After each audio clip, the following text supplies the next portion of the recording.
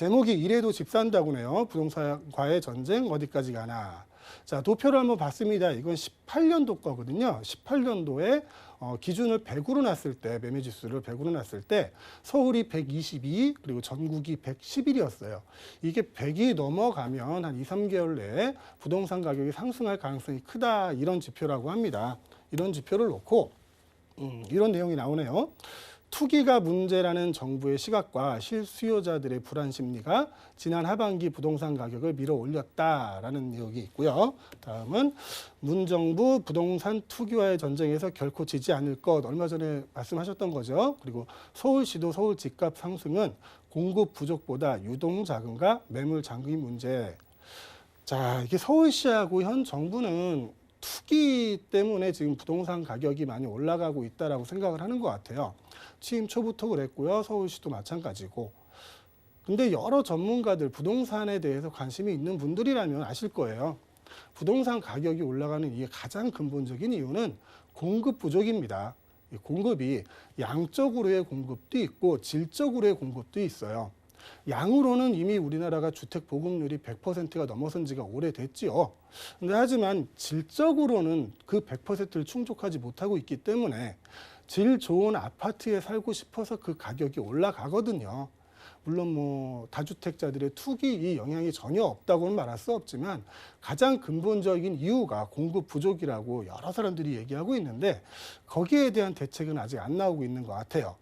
정부에서도 뭐 재개발, 재건축에 대해서 많이 지금 규제를 하고 있죠. 초과이익 환수제라든가 의무주택 비율 상한제라든가 분양가 상한제라든가 대출 규제라든가 공급을 할 수 있는 여러 가지 공급을 할 수 있는 거를 이제 제도적으로 규제를 하고 있고요. 대출 규제로 인해서 또 세금 부담으로 인해서 수요 억제 정책도 강하게 피고 있습니다. 또 서울시 같은 경우는 뭐 박원순 시장님 들어오시면서 그 뉴타운 출구 정책으로 인해서 재개발, 재건축 정책이 많이 막혔다는 사실 저번 시간에도 말씀드린 적이 있고요. 자, 다음은 현 정부 들어 계속되는 강경 규제. 3년 정도 됐죠. 지금 18번이 바뀌었어요. 이거를 업으로 삼는, 부동산을 업으로 삼고 강이라는 저도 헷갈려요. 세금도 헷갈리고 정책도 헷갈립니다. 일단 뭐 17년에 파리 대책이 있었죠. 18년 9.13 대책이 있었고요. 그리고 20년 12, 16 대책이 있었습니다. 그때마다 뭐 17년 같은 경우는 조정지역과 비조정지역 그리고 양도세에 관한 부분이 있었고요. 9.13 대책 때는 이제 그 종합부동산세에 대한 부분이 주를 차지했고요. 12, 16은 얼마 전에 하도 많이 설명드려서 좀 빼겠습니다. 이 내용들이 각자의 시기에 따라서 취득하는 시기, 또 조정지역이냐 비조정지역이냐에 따라서 또 임대사업자를 내느냐 안 내느냐에 따라서 그것도 장기 임대사업자냐 단기 임대사업자에 따라서 적용되는 법률이 다 다릅니다.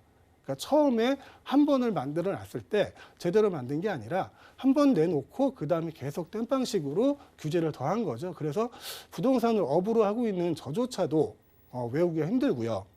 그 정책들이 하도 많이 나오다 보니까 지금은 이제 학습 효과라 그러죠. 학습 효과고 이제 많이 맞아서 이제 덜 아프다 뭐 이런 그 느낌도 생기는 것 같아요. 그래서 실수요자들이 정부 예상대로 움직여줄지가 미지수다 이런 얘기가 있습니다. 그리고 새해 들어 가장 불만이 터져 나오는 거는 이제 청약 1순위에 대한 얘기죠. 의무거주 기간이 1년에서 2년. 2년을 그 지역에서 살아야 1순위 자격을 가질 수 있다는 겁니다. 이 부분을 설명하자면 너무 기니까 좀 넘어가고요. 자, 청약 대박에만 목매는 사람들. 청약 얘기하면 또 할 얘기가 많죠. 지금 요즘 그 분양가 상한제를 통해 가지고 이제 로또 청약이라는 얘기가 나오잖아요. 로또 청약에 당첨되려면 기본적으로 청약 가점이 서울에는 60점은 넘어가야 됩니다. 얼마 전까지만 해도 강남에서 분양한 거는 최저점이 69점이었어요. 근데 69점을 받으려면 40대 가장이 3명의 부양가족을 데리고 15년 무주택자로 청약 저축 기간도 최장을 채워야 받을 수 있는 게 69점입니다. 그러다 보니까 이제 30대 같은 경우는 또는 40대인데 부양 가족이 적거나 그런 경우는 서울 시내에서 이제 분양받기가 힘들어진다는 얘기죠. 청약 1순위 통장만 1,400만 개입니다. 그리고 서울에만 300만 개가 있고요. 근데 서울에 공급되는 거는 일반 공급 분양분이 1년에 10,000개 좀 넘을 거예요. 거의 한 뭐 0.2% 정도 안에 들어야지만 청약을 받을 수 있고요. 또 청약을 받는다고 해도 대출 규제가 있기 때문에 현금을 또 가지고 있어야지만 청약을 받을 수 있습니다. 이런 어려운 과정을 통해서 청약을 받아야 하기 때문에 지금 로또 청약이라고 얘기하는 게 맞을 것 같아요. 거기에 이제 분양가 상한도 돼서 또 싸게 받을 수도 있으니까요. 그래서 요즘 뭐 30대들이 이제 청약을 포기하는 사태가 많이 있죠. 그래서 거래를 통해서, 매매를 통해서 집을 구입하는 경우가 많은데 그것도 이제 대출 규제 때문에 쉽지가 않아요. 여러 가지로 지금 투기 세력을 막겠다고 지금 규제를 하는데 실질적으로 지금 실수요자까지 지금 어렵게 하는 정책들이 펼쳐지고 있습니다. 자, 이 자리에만 앉으면 참 할 얘기가 많은데 시간은 짧고요. 자, 오늘은 여기까지 하겠습니다.